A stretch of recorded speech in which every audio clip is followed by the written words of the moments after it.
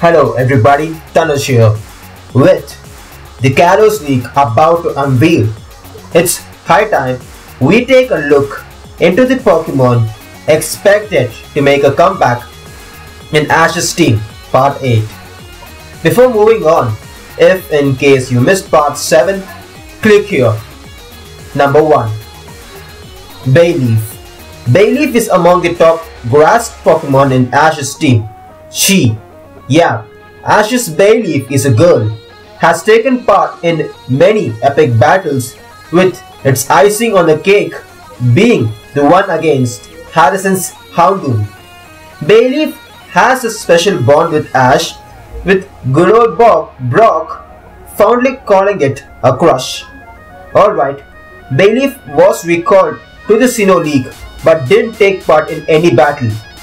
I can speculate the comeback for Bayleef, but not a battle at the Kalos League.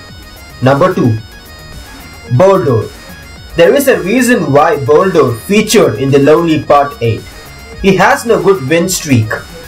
In his last appearance, he fell down quickly against a Hydreigon and had not taken part in any battle since then.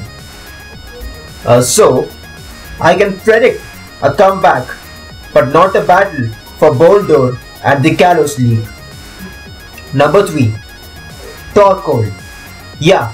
Who cannot forget the over-emotional, fire-breathing tortoise at the Hoenn League? He did get a chance to feature in a few battles but got lucky enough to get a victory. Torkoal will not get to battle at the Kalos League, but at the Sinnoh League, he went down quickly against Tobias' Darkrai. And don't forget to check out my video Zygarde in Pokemon Sun and Moon.